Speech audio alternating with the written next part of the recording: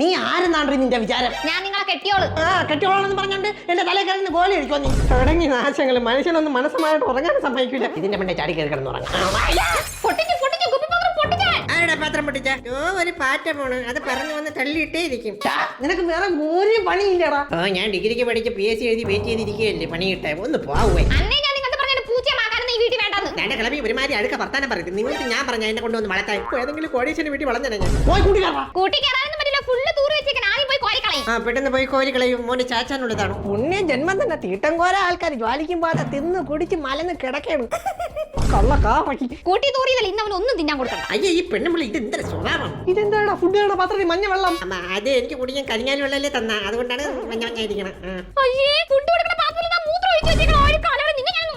എന്നും ബാസ്കറ്റിൽ മൂത്രം ഒഴിച്ച് ബോറടിച്ചത്. വെറൈറ്റി ആയിക്കോട്ടെ ഒഴിച്ചത്. വൃത്തിയില്ലാത്ത മണുകുണാൻ പറയുന്ന ആൾക്കാർ പിന്നെ വൃത്തിയില്ല ഗുണാണ്ടർമാരെ.